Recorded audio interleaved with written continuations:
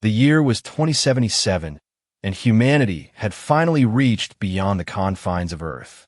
The United Earth Government, UEG, had established research stations throughout the solar system, mining operations on the Moon, thriving colonies on Mars, and a network of defense installations protecting Earth's orbit.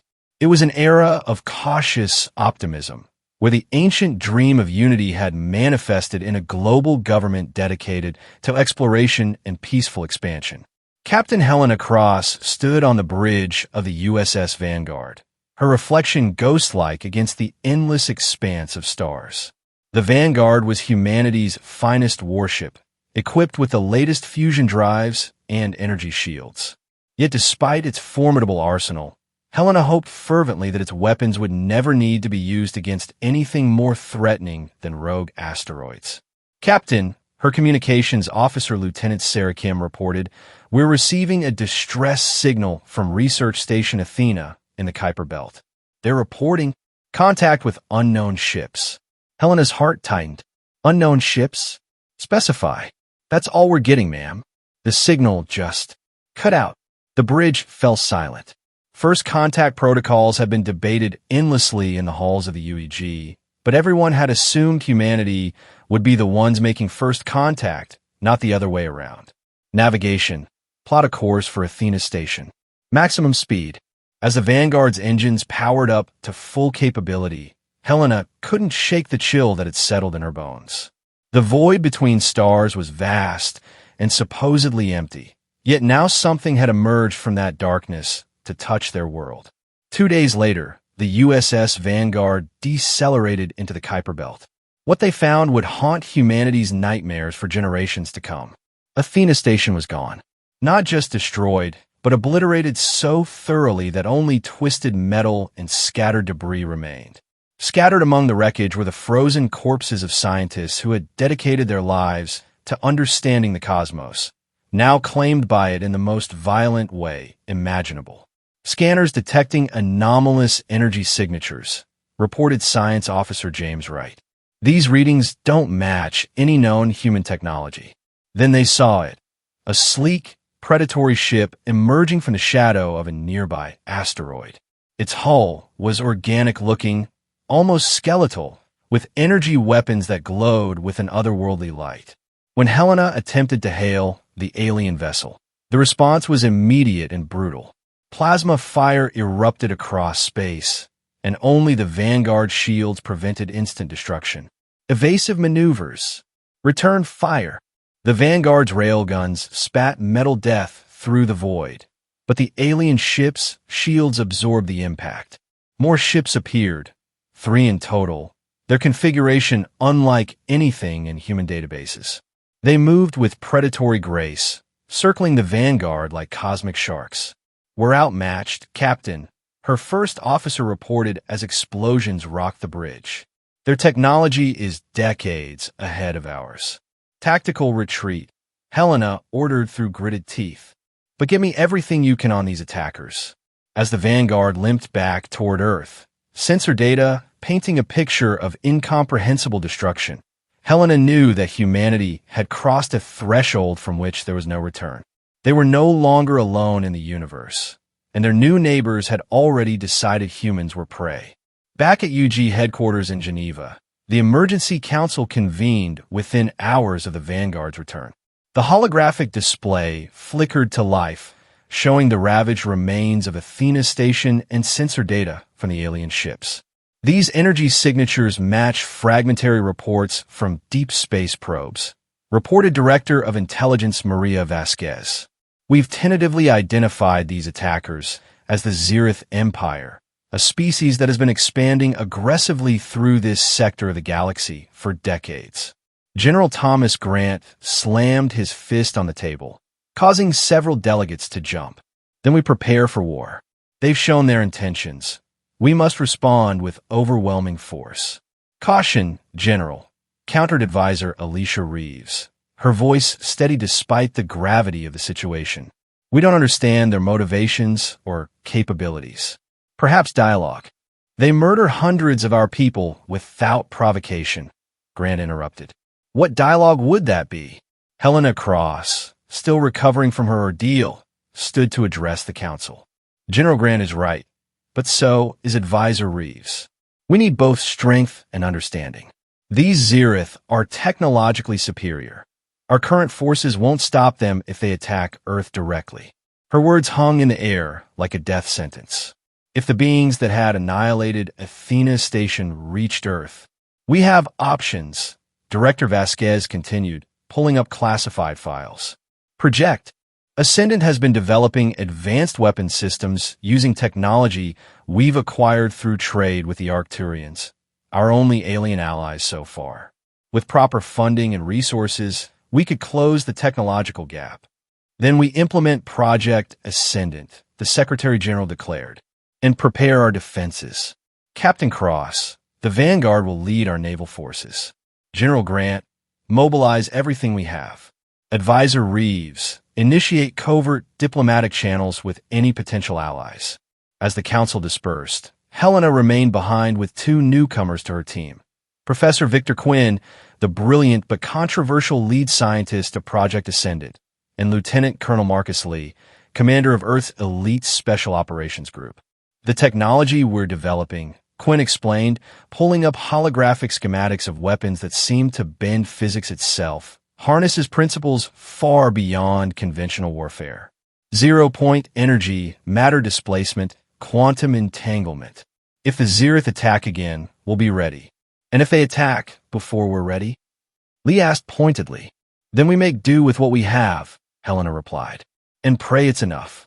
The next months saw Earth transform from a peaceful exploratory civilization to a war machine. Shipyards worked triple shifts. Long-dormant military academies reopened.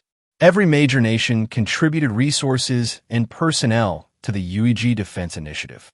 The public was told of humanity's first contact with alien life, but the full horror of the Zereth's initial attack remained classified. Yet despite these preparations, the Zereth struck first. A series of hit-and-run attacks targeted mining stations on Mars and support facilities on the Moon. The attackers appeared without warning, devastated their targets, and vanished before UEG forces could respond. Hundreds more died. Fear spread across human civilization like a virus, competing with a rising tide of anger. The Vanguard, now retrofitted with early versions of Project Ascendant technology, led defensive patrols through the inner solar system. Helena pushed her crew, and herself, to the limit. Sleep became a luxury she couldn't afford, haunted by faces of those she'd failed to save. You can't blame yourself for Athena, Professor Quinn told her during one of his visits to oversee the integration of new weapon systems. No one could have predicted this. Someone should have, Helena replied, staring at the endless star field beyond her window. We've been so focused on reaching out to the cosmos that we forgot the cosmos might reach back with claws. Ambassador Nora Lien, working tirelessly across light years, managed to secure a conference with representatives from several galactic species. The gathering took place in neutral space, a massive station built by the ancient architects, a mysterious race that had vanished eons ago but left behind monolithic structures throughout the galaxy. The Zereth had been expanding for centuries, explained Kaartak of the Varian Concordat, his crystalline form refracting station lights. They view biological diversity as weakness. Only reptilian predators can understand true strength, they believe. To them, your species appears soft, primitive, easy prey. But you fought them? Nora pressed. And lost, Kaartak admitted. Their military doctrine is brutal efficiency. They strike at population centers, enslave survivors, convert worlds into war factories. Only the strongest species, or those who submit entirely, survive contact with the Zereth Empire. The news was grim, but Nora persisted. By the conference's end, she had secured a coalition of races willing to share intelligence and, potentially, support Earth if full war erupted. The Arcturians' longtime trade partners promised advanced medical technology. The Keth Dominion, strange energy-based beings, offered guidance on exotic physics applications. Even a usually isolationist Valari hegemony expressed concern about Zereth expansion reaching their borders. Meanwhile, the Zerith's attacks grew bolder. What had been hit-and-run skirmishes evolved into sustained assaults. Earth's orbital defenses, ancient satellites upgraded with human ingenuity and alien expertise, began to buckle under coordinated attacks. The final motivation came when the Zerith hit Tranquility Base, humanity's first settlement on the moon. The attack lasted 14 hours. By its end, the historical site where humans first stepped beyond their homeworld was reduced to a glass-lined crater. This is Director Vasquez. The emergency broadcast echoed across all UG territories. As of 3 o'clock GMT, the United Earth Government and the Zerith Empire are in a state of war. All civilians are to report to designated shelters. All military personnel report to your commanding officers. May whatever gods you believe in have mercy on us all. The die was cast. Humanity prepared for its first interstellar war. General Grant's war room became the nerve center of human resistance. Massive holographic displays showed the entire solar system, tracking enemy movements and coordinating defensive positions. The USS Vanguard, now commanded by Captain hardened by loss and responsibility, became the flagship of humanity's newly christened Starfleet. They're repositioning their forces around Saturn, reported Admiral Chun, one of Grant's senior strategists, likely using its rings for cover before a push toward Earth. Then we hit them where they don't expect it, Helena proposed, studying the battle map. Project Ascendant weapons give us certain advantages. Quantum torpedoes can bypass their shields, and our new fusion cannons have twice the yield they expect from human technology. But we're still outnumbered, Grant pointed out, and inexperienced. This will be there. How many wars? Hundreds, Professor Quinn answered, entering with fresh data pads. But they've never fought humans before. They don't understand our adaptability, our desperation, or our capacity for innovation under pressure. What followed was the Battle of Titan's Reach, where humanity first proved it could not only survive but triumph against Zerith aggression. The Zerith Armada, consisting of 12 warships and numerous support vessels, emerged from behind Saturn's rings with weapons powered and shields at maximum. They expected to find the scattered remnants of human forces fleeing toward Earth's inner defenses. Instead, they encountered the Vanguard and Earth's united fleet, 30 ships representing humanity's greatest military achievement, supported by orbital defense platforms and concealed weapon emplacements. All ships. This is Captain Cross of the USS Vanguard. Today, we show them what happens when they attack the wrong species. Engage at will.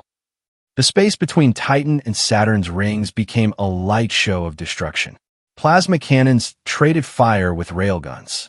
Energy shields flared and collapsed. Ships maneuvered through three-dimensional battlefields where up and down lost all meaning. The Zerith flagship, a massive dreadnought called the Decimator, pushed forward with inexorable power. Its main gun, a lance of coherent gravity, could pull apart smaller ships with ease. But the USS Vanguard didn't retreat.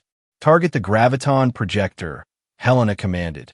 Fire quantum torpedoes, sequenced Delta 9. The specialized warheads, utilizing principles that bent local space-time, slipped through the Zerith shields as if they didn't exist. The Decimator's main weapon detonated in a cascade of secondary explosions, crippling the dreadnought. This is Commander Helena Cross of Earth. She broadcast on all frequencies. You came to our space uninvited. You murdered our people without provocation. This was your mistake. The Zerith commander, General Dravin, responded with harsh clicking sounds that translated to, "You delay the inevitable, meet things. Our empire has crushed stronger species than yours." "Perhaps," Helena replied, "but you've never crushed humans." The battle raged for hours. Ships on both sides were destroyed in spectacular fashion, consuming vacuum with silent fury. The Zerith eventually retreated, but not before inflicting terrible losses on humanity's navy. The victory was Pyrrhic, costly but crucial. To Earth's citizens huddled in shelters and watching news feeds, the message was clear. They could fight this enemy. They could win. The aftermath of Titan's Reach saw Earth transform once more. The victory celebrations were muted, overshadowed by the knowledge that the Zereth would return with overwhelming force. Funeral pyres for fallen warriors burned around the world, each flame a promise of vengeance. In a Vanguard's medical bay, Helena visited wounded crew members, each one a reminder of the price of survival. Her first officer, Commander James Reeves, lost an arm stopping a reactor breach. Her tactical officer, Linda Martinez, would never see again after shrapnel punctured her helmet. Yet all of them asked the same question. "When do we go back, Captain?" "The war has only begun," she told them, but the truth was darker. Analysis of captured Zereth technology revealed they possessed weapons humanity couldn't yet defend against: planet killers, viral warfare systems, and something called reality disruptors that could literally tear apart the fabric of space-time. "We need a more aggressive strategy," General Grant argued during a heated strategy session. "Hit their supply lines, their colonies, their shipyards. Keep them defending instead of attacking." "We don't even know where their territories are," Advisor Reeves countered. "The data we capture from the Decimator is heavily encrypted." Professor Quinn, with deep circles under his eyes from sleepless nights, presented a radical solution. "I believe I can break their encryption, but it will require questionable methods." "Explain," demanded the Secretary General. "Captured Zereth soldiers have a form of biological data storage in their brain tissue. With the right extraction techniques." "Quinn, let the implication hang. You're talking about vivisection, Dr." Evelyn Park, the UEG's ethics officer, protested. "We cannot become like them. Can we afford not to?" Helena found herself saying, "If there's information that could end this war faster, save more lives."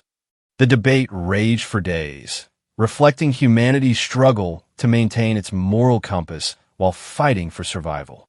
Finally, a compromise was reached: non-lethal memory extraction under strict ethical oversight. The data gleaned from the Zereth captives was staggering. The Empire controlled dozens of star systems, each militarized to support their endless expansion. They had conquered or destroyed hundreds of species, turning viable worlds into factory complexes powered by slave labor. But the most crucial discovery was the location of their central command node, a massive space station orbiting a neutron star, protected by gravitational anomalies and the most powerful fleet in Zereth space. "This is their Achilles heel," declared General Grant, studying the holographic representation. "Destroy their command structure, and their entire military machine collapses. Or," Helena warned, "it unleashes every Zereth force across the galaxy in a final desperate assault on Earth." Despite the risks, the UEG greenlit Operation Unleashed Wrath, a massive offensive aimed at the heart of the Zereth Empire. Every ship that could be spared from solar system defense was mobilized. Allies provided what support they could: Arcturian medical ships, Keth energy enhancers for human shields, and Valari quantum computing assistance for navigation through hyperspace. The journey to Zereth space would take weeks through newly mapped hyperspace lanes, corridors of bent spacetime that allowed faster-than-light travel but required precise calculations to avoid catastrophic errors. "This is it," Helena addressed her crew as the combined human armada prepared to depart. "We're going to take the fight to them. Are you with me?" The chorus of "Aye, Captain," echoed through the Vanguard systems, transmitted to every ship in the fleet.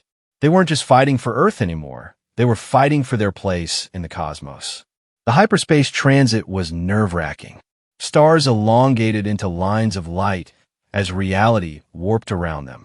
Technical teams monitored exotic radiation while Dr. Quinn scientists tested new weapons in the artificial space between normal spacetime. "These dark energy torpedoes," explained his assistant, Dr. Lisa Patel, "tap into the fundamental force that drives cosmic expansion. In theory, they could destabilize an entire star system." "In theory," Helena noted drily. "Let's hope it doesn't come to that." They emerged from hyperspace at the edge of Zereth territory, where their reconnaissance had identified a heavily fortified checkpoint station. The Vanguard led the attack, new systems humming with readiness. The checkpoint's defenders scrambled to respond, but human ships had evolved beyond recognition from the vessels that first encountered the Zereth. Quantum shields deflected enemy fire while gravity wells, localized space-time distortions, trapped Zereth ships in place for targeted destruction. Push forward, Helena commanded. We can't give them time to warn their command. The campaign through Zereth space became a running battle spanning weeks. Human forces struck at strategic targets, communication relays, fuel depots, military shipyards, while avoiding prolonged engagements that would deplete their resources. They liberated slave worlds where captive species had endured generations of oppression, gaining new allies with each victory. One such world belonged to the Dren, a peaceful people whose cities had been converted into weapon factories. When human forces broke their chains, the Dren provided critical intelligence about Zereth industrial capacity and hidden military installations. They are not invincible, the Dren elder told Helena, communication devices translating her crystalline voice into human speech. They fear what they cannot control. They fear evolution beyond their understanding. This is why they conquer rather than cooperate. As the human fleet drew closer to the Zereth command node, resistance intensified. The neutron star's gravity created navigational hazards that destroyed careless ships. Zereth defenders unleashed weapons that warped local physics, turning sections of space into temporary anomalies where up became down and near became far. The USS Vanguard pushed through, shields ablaze with exotic particles, crew working in perfect synchronization. They had evolved from a species playing at space exploration to warriors forged in cosmic fire. Picking up massive energy signatures ahead, reported sensors. Its Captain, their flagship, is 11 kilometers long. It's bigger than anything in our database. The Zereth Sovereign, Emperor Carthan's personal vessel, emerged from behind the neutron star like a nightmare made real. Its hull bristled with weapons humanity couldn't identify. Gravitational lensing around its bow suggested exotic mass manipulation. All ships maintained formation, Helena commanded, though her heart pounded against her chest. We knew this wasn't going to be easy. Communication channels crackled with static before a voice spoke, deep, resonant, alien, yet somehow familiar with its tone of absolute authority. Primitive species, the Zereth Emperor declared. You have exceeded your limitations. This defiance ends now. You started this war, Helena responded, her voice steady. We're here to finish it. The battle for the command node began with an exchange of fire that lit up the neutron star's accretion disk. The Sovereign's main weapon, a beam that could literally sever atomic bonds, carved through Allied ships. But humanity had learned, adapted, evolved. The quantum arsenal unleashed by Earth forces painted the void with impossible colors.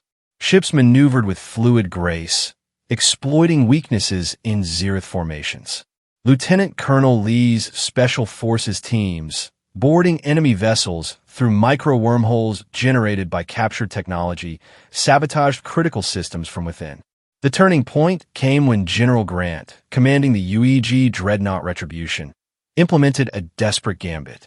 Using captured Zereth gravity technology reverse-engineered by Professor Quinn, they created an artificial singularity that pulled Zereth ships out of formation.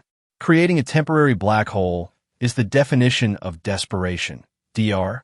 Patel observed with clinical fascination. But the math checks out barely. The Sovereign, forced to divert power from weapons to gravitational compensation, became vulnerable. The USS Vanguard, battered but relentless, fired everything it had. Quantum torpedoes, dark energy blasts, and conventional nuclear warheads combined in a hellish barrage. For a moment, the Emperor's flagship seemed immune. Then, deep within its massive structure, a reactor reached critical mass. The explosion outshone the neutron star, a pyroclastic display of quantum fire visible across light years. All enemy ships stand down, Admiral Haruki of the former Dren Systems Coalition reported. They're surrendering, Captain Cross. The aftermath was almost anticlimactic. With their emperor gone and their command structure shattered, the Zirith Empire descended into chaos. Orbital habitats surrendered without a fight. Planetary governors, no longer bound by imperial doctrine, opened peace negotiations. The treaty, signed aboard the USS Vanguard in the cold light of the neutron star, was harsh but just. The Zirith would disarm their most dangerous weapons. War criminals would face justice. Most importantly, all conquered species would be given self-determination. Helena stood on the observation deck, watching former slave worlds celebrate their freedom. The cost had been devastating. Millions of humans dead, countless allied lives lost, entire planetary systems scarred by war. But they had proven something fundamental. Humanity, when pushed to the edge, would push back with everything it had. "You know they'll come for us again," General Grant said, joining her. "Maybe not the Zirith, but someone else. The universe is more dangerous than we imagined." "Let them come," Helena replied, exhaustion evident in every line of her face. "They'll learn the same lesson the Zirith did. We are not prey. We are not victims. We are humans, and we have claimed our place among the stars." Messages of congratulation and relief poured in from Earth. Parades filled the streets of every major city. The names of the fallen were carved into memorials that would inspire future generations. But aboard the Vanguard, returning to Earth through normal space on a victory tour that would take months, Helena's thoughts were more complex. War had accelerated human technological development by centuries. They had allies now, former enemies who respected their strength. The path to the stars was open, but it would always be a path that required vigilance. In her private quarters, she recorded a message to be opened by Earth's leadership 100 years hence. "To our descendants, we did what we had to do. We discovered the cosmos holds both wonder and terror. We learned that survival requires not just strength, but unity, ingenuity, and the wisdom to know when fighting is necessary and when mercy is stronger than vengeance. The stars are yours now. Guard them well." As the damaged but victorious fleet approached Earth's solar system 5 months later, humanity watched their heroes return. The USS Vanguard, shields gone, hull scorched by cosmic fire, led the procession. On every inhabited world and station, humans looked to the sky. With new understanding, they were no longer children playing in Earth's garden. They had been tested by the universe itself and emerged stronger. The message spread across known space, carried by quantum entanglement communicators and faster-than-light drones. Humanity had fought the Zirith Empire and won. The species that had seemed so peaceful, so focused on exploration and diplomacy, had unleashed wrath that shook star systems. Potential future threats would take note. Humanity's response to aggression was no longer speculation. It was documented, measured, and feared. The warning was clear to any who might consider Earth an easy target. "You have been warned. We are not conquerors, but we are no longer the ones to be conquered. We sought peace among the stars and were met with war. We answered with resolve, technology, and the fury of a united species. You attacked the wrong species, and now Earth's wrath has been unleashed upon the cosmos." The story of humanity's first interstellar war would be told for generations. Children would play it being Captain Cross or General Grant. Scientists would study the quantum weapons that bridged impossibly advanced alien technology with human innovation. Philosophers would debate the ethics of fighting monsters without becoming monsters. But for those who lived through it, the lesson was simpler and more profound. When faced with extinction, the human spirit doesn't break, it adapts, it fights, and it ultimately prevails. The species that painted on cave walls and wondered about the stars had seized their destiny, forever changing their relationship with the universe. The cosmos had tested humanity and found them worthy adversaries. In the end, that hard-won respect became the foundation for Earth's golden age among the stars, built on the ashes of a war they never wanted but fought with everything they had. In the Galactic Council chambers years later, as Earth's ambassador presented humanity's application for full membership, the Zirith representative, now reformed into a democratic society, spoke words that echoed across known space. "We attacked thinking them primitive, fragile. We learned what countless others have and what some still believe. Humans are deceptive. They appear weak until threatened. Then they become the storm itself. We learn too late. Let others learn from our mistake. And in every corner of the galaxy where predators stalked peaceful civilizations, the whisper spread, beware the humans. They're the ones who unleashed wrath. The age of human exploration had ended. The age of human ascendancy had begun. In distant reaches of the cosmos, where life from Earth's sun had yet to arrive, older species watched and wondered about these newcomers. They had heard the stories, how humanity had faced annihilation and emerged stronger, how they had broken the Zereth Empire with both technology and tenacity. Some saw opportunity in potential alliance. Others saw danger in such rapid advancement. But all understood one truth that echoed through cosmic councils and starfaring collectives. Earth was no longer just a blue marble orbiting a yellow star. It had become a force that could shape the galaxy's future, for better or worse.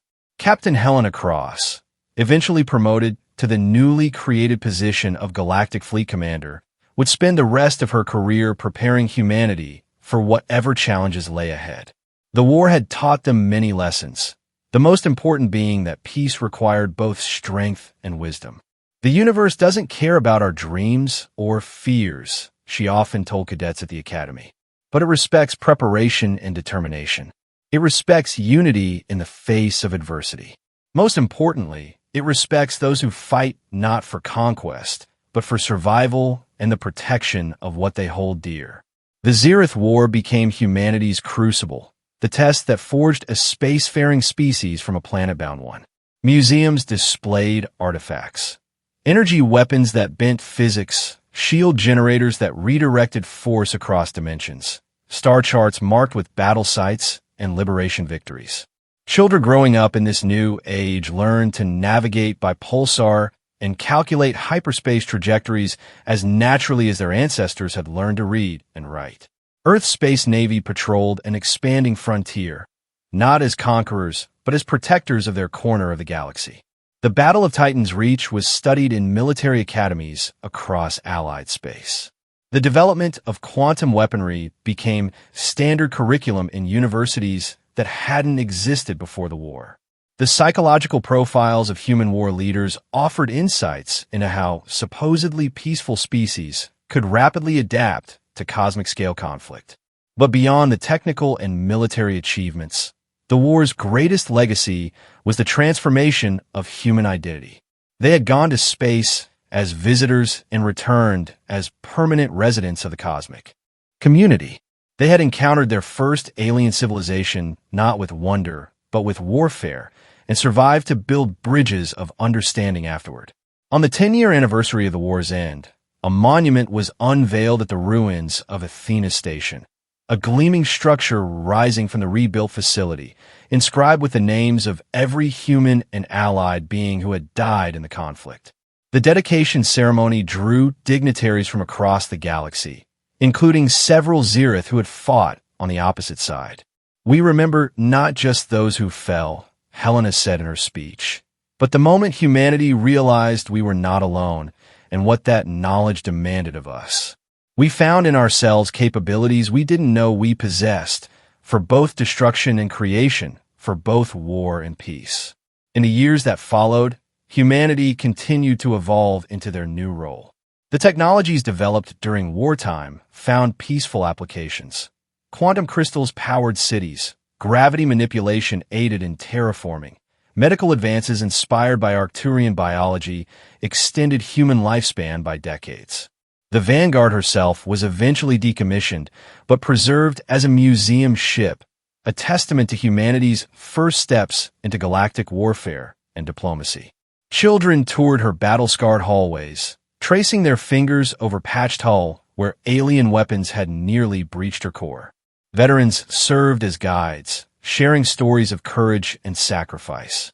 Professor Quinn, his health declining but his mind sharp as ever, established the Quinn Institute for Xenotechnology, where humans worked alongside scientists from allied species to push the boundaries of known science.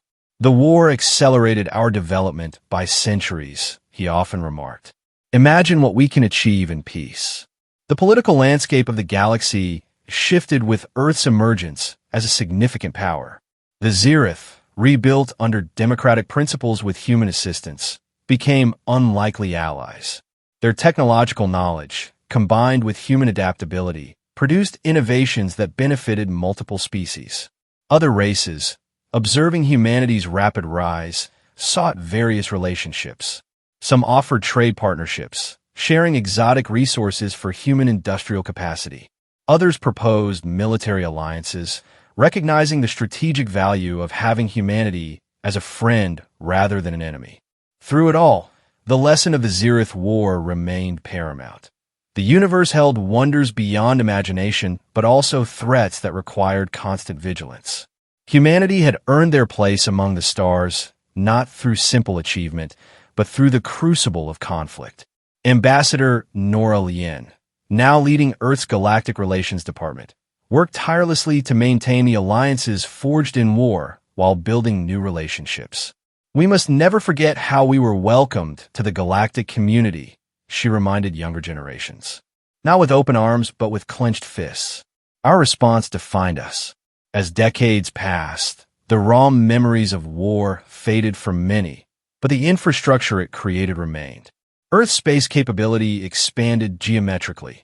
Asteroid mining operations funded massive shipyards, which produced vessels for both defense and exploration. Colonies spread to nearby star systems, each protected by fleets that dwarfed the forces that had once struggled against the Zirith. The old tensions between military preparedness and peaceful exploration never fully disappeared, but humanity had learned to balance both necessities. The exploration vessels that pushed beyond known space were accompanied by escorts. Peaceful contact missions were supported by the knowledge that defensive force remained an option. Artists across Earth and its colonies found inspiration in the war's legacy. Holographic recreations of great battles were studied for their tactical lessons, but also appreciated as terrible beauty. The way quantum weapons twisted space into impossible colors, how ships maneuvered through asteroid fields with mechanical grace. Literature flourished with stories exploring the moral complexities of the conflict. Did the psychological operations against Zirith prisoners cross ethical lines? Could the creation of artificial singularities be justified as weapons of war? How did returning veterans integrate into a society that had experienced the war only through news feeds and statistics? Music evolved new forms, incorporating the harmonic frequencies of allied species with traditional human instruments. The Symphony of Survival, composed by a collaboration of human and former Zirith musicians, became an unexpected hit across multiple star systems, its movements tracing the emotional arc from first contact through conflict to reconciliation. Helena Cross received countless honors, but considered her greatest achievement simply living long enough to see former enemies work alongside humanity. Her autobiography, The Vigil Among Stars, became required reading at military academies, offering insights not just into tactical decisions, but into the psychological toll of commanding during humanity's first interstellar war. "The hardest decisions weren't about tactics," she wrote. "They were about holding on to our humanity when everything around us encouraged brutality. Each choice we made echoed across light years and generations. We had to be worthy of both our fallen and those still to come." The economic transformation was equally dramatic. Pre-war trade had been limited to scientific exchanges and basic resource sharing. Post-war, Earth found itself part of a vast galactic economy. Human ships carrying everything from cultural artifacts to quantum computers traveled routes that hadn't existed before the conflict. The unity forged in war became humanity's greatest strength in peace. Regional and national differences that had historically divided Earth seemed trivial when compared to the challenges of cosmic citizenship. The United Earth government evolved into a truly representative body, its policies shaped by citizens who had fought among the stars and returned with new perspectives. Scientific advancement accelerated beyond all predictions. The understanding gained from Zirith technology, combined with human ingenuity and allied innovations, led to breakthroughs in fields ranging from astronomy to medicine. Scientists who had developed weapons during wartime now used similar principles to propose solutions for ecological restoration on war-torn worlds. Yet the vigilance never relaxed. Deep space monitoring arrays, positioned at the edges of human space, watch for signs of new threats. The rapid response fleets maintained readiness while simultaneously pushing the boundaries of exploration. Humanity had learned that the cosmos demanded both wonder and wariness. Education systems transformed to prepare new generations for their role as cosmic citizens. Children learned mathematics alongside alien cognitive models, studied physics through the lens of multiple species' understanding of reality, and practiced diplomacy simulations that accounted for non-human psychology. The Zeroth War also sparked a renaissance in philosophy and spirituality. Religions evolved to incorporate cosmic perspectives while maintaining their cultural cores. New philosophies emerged, attempting to reconcile humanity's place in a universe more vast and violent than previously imagined. Some argued that humanity had lost innocence forever, that the cosmic community had shown its true nature too harshly. Others maintained that the war had been a necessary maturation, a violent but essential step in humanity's evolution from planetary species to galactic power. The ships that now sail between stars carried not just cargo and passengers, but the accumulated wisdom of a species that had proven itself. Each vessel bore the lessons learned in fire and vacuum, that unity could forge strength beyond individual power, that innovation could bridge technological gaps, that the human spirit could endure pressures no evolution had prepared them for. In archives across known space, the records of humanity's first interstellar war served as both historical document and cautionary tale.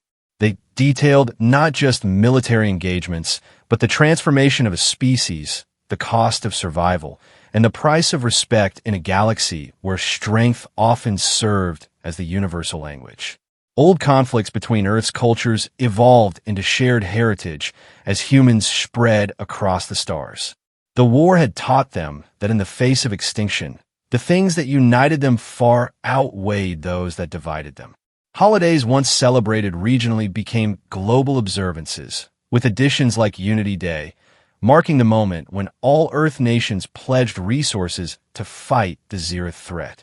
The engineering marvels achieved during wartime continued to influence development. Shipyards that had produced warships now constructed vessels for deep space exploration, colonization, and commerce. The same factories that had churned out quantum torpedoes now manufacture tools for terraforming and asteroid mining. Space became humanity's new frontier, not just for exploration, but for growth.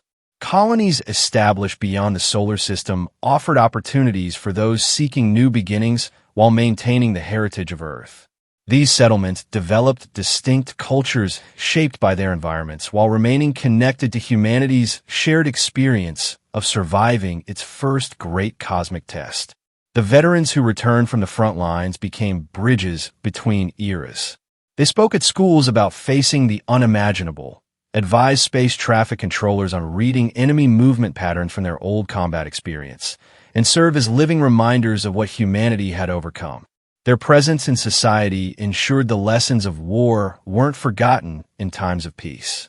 Medical advances pioneered during wartime saved millions of lives afterward. Treatments developed for exotic radiation exposure helped colonists on high-risk worlds. Psychological protocols for combat stress became templates for handling the mental challenges of deep space isolation. Every technology forged in war's fires found peaceful applications. Art galleries displayed weapons of the Zeroth War as historical artifacts rather than tools of destruction. The original designs of Professor Quinn's quantum weapons were studied for their elegant mathematical beauty as much as their destructive capability. A generation grew up seeing these implements not as symbols of death, but as testament to human ingenuity under pressure. The communication networks established during wartime facilitated a golden age of cultural exchange. Human music influenced Keth harmonic mathematics. Arcturian medical techniques merged with human surgical innovations. Even Zirith architectural concepts, stripped of their militaristic origins, found new life in human colony design. Deep space exploration vessels ventured beyond charted territory with confidence born from combat experience. They encountered new species with protocols developed through hard-won knowledge, prepared for contact but ready for conflict, offering diplomacy while maintaining defensive capability. The universe no longer held the mystery of potential threat. Humans now understood cosmopolitics required both olive branches and deterrence. Education emphasized critical thinking and adaptability, skills that had proven essential during the war. Children learned to solve problems with multiple species' perspectives in mind, to adapt technology for unexpected purposes, to remain calm under pressure while making rapid decisions. These became core competencies for cosmic citizenship. Political structures evolved to handle the realities of multi-stellar governance. The United Earth government expanded into regional directorates while maintaining centralized crisis response capability. Colonial administrators possessed more autonomy, but coordinated closely with Earth on defense and foreign policy. The war had shown that human strength lay in unity, while diversity sparked innovation. The memorial complexes built on Earth and her colonies served multiple purposes. They honored the fallen, educated new generations about the cost of freedom, and reminded humanity never to initiate the kind of aggression it had suffered from. The largest, at Tranquility Base's restored site, featured interactive exhibits detailing every aspect of the war from multiple perspectives. Research institutes pushed the boundaries of understanding gained during conflict. The quantum mechanics underlying the war's advanced weapons led to breakthroughs in clean energy generation. Shielding technology developed for starships found applications in protecting planetary surfaces from solar radiation. Every technological leap paid dividends across human space. The transformation of human character through cosmic conflict manifested in unexpected ways. A species that had once dreamed of peaceful exploration now approached the universe with seasoned wisdom. They understood that peace wasn't the natural state of cosmic relations, but an achievement requiring constant vigilance and occasional force. Economic prosperity flowed from humanity's new position in galactic affairs. Exclusive Terran technologies commanded premium prices in alien markets. Human problem-solving abilities, honed during desperate circumstances, made them valuable consultants for species facing their own challenges. The war had inadvertently positioned Earth as a major player in galactic commerce. Religious and philosophical traditions adapted to cosmic realities while maintaining their essential messages. Services often incorporated multispectral light to accommodate allied species' visual ranges. Theological debates expanded to consider the implications of life's vast diversity. The war had shown that human values of compassion, courage, and community transcended planetary boundaries. The intelligence services that had proved crucial during wartime evolved into sophisticated diplomatic networks. Understanding potential threats required understanding potential partners. The same analysts who had decoded Zirith military communications now interpreted subtle cues in interspecies negotiations. Humanity's reputation spread further than their ships traveled. Stories of the war circulated in trading posts across the galaxy's spiral arms. The tale of how a relatively young species had faced down an established empire became a source of hope for emerging civilizations while serving as a warning to would-be conquerors. The Vanguard's decommissioning ceremony drew representatives from dozens of species, many who had fought alongside her or against her during the war. Former enemies saluted alongside former allies as the battle-scarred hull was towed to its final berth at the Museum of Cosmic History. The ship that had led humanity's counterattack would educate future generations about both the cost and necessity of strength. Space traffic control evolved into an art form as Earth became a crossroads of galactic civilization. Controllers fluent in dozens of languages and customs managed the constant flow of vessels through Sol system. What had been a quiet backwater before the war transformed into one of the fastest-growing commerce hubs in known space.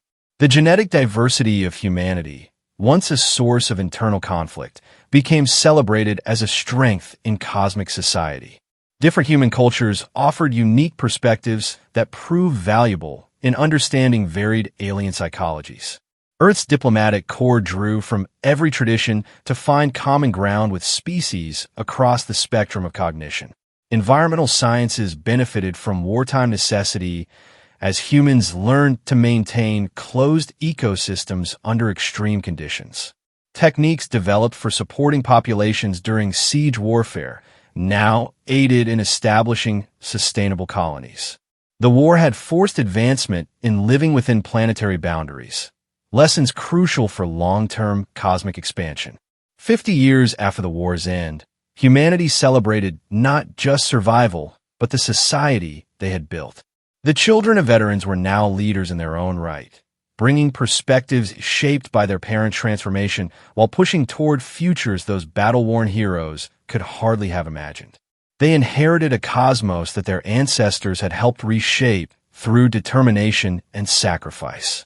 In quiet moments, veterans gathered to remember fallen comrades, but these gatherings gradually shifted from mourning to celebration of life. They spoke of the future their sacrifices had secured, a humanity that had found its place among the stars not through submission or conquest, but through demonstrating the strength to survive and the wisdom to seek peace afterward. The technological artifacts of war continued yielding peacetime dividends.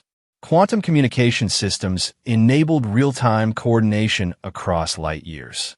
Gravity manipulation, originally developed for weapons, advanced propulsion to velocities barely imaginable before the conflict. Energy shields that once protected against plasma fire now safeguarded habitats from cosmic radiation. Humanity's military academies trained officers not just in warfare, but in conflict prevention. They studied the psychological profiles of potential adversaries while emphasizing diplomatic solutions. The war had taught them that the best victory was avoiding battle through credible deterrence and genuine understanding. As humanity's influence expanded through alliance rather than conquest, they discovered something profound. The same qualities that made them formidable warriors, adaptability, unity under pressure, innovative problem-solving, made them equally valuable as partners in peace. Species that had initially approached them with caution now sought deeper cooperation. The legacy of the Zereth War lived on not in the weapons that won battles, but in the connections it forged. Former enemies trading scientific discoveries. Allied veterans serving together in peacekeeping forces. Human innovation combining with alien perspective to tackle galactic challenges too complex for any single species. In the end, the greatest testament to humanity's character wasn't that they had unleashed wrath when attacked. It was that they had channeled that wrath into building something better. They had emerged from humanity's first cosmic war not as a species forever marked by violence, but as citizens of a galaxy committed to ensuring that such conflicts became relics of a primitive past.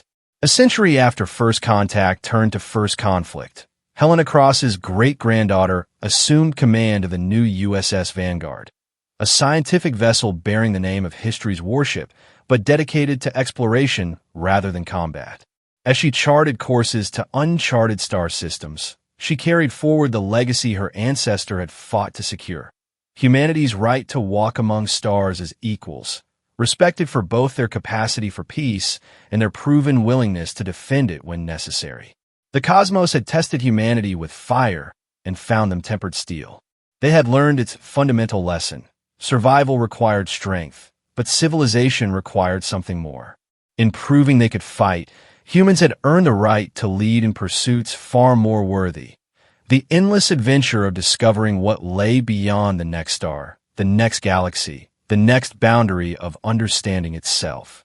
And so humanity pressed forward, neither as conquerors nor as victims, but as a species that had faced the universe's ultimate question. "Are you worthy of the stars?" and answered with every quality that defined them: courage, ingenuity, unity, and the hard-won wisdom that true strength lies in knowing when to unleash wrath and when to extend friendship. The war that had seemed to threaten humanity's extinction had instead catalyzed their ascension. From that crucible emerged not just warriors, but explorers, diplomats, scientists, and artists who would help shape the galaxy's future. The message echoed through cosmic history. They had attacked the wrong species, and in doing so, had unleashed not just wrath, but the full potential of humanity unbound. In the vast archives of galactic memory, the Zereth War became not just a footnote, but a turning point.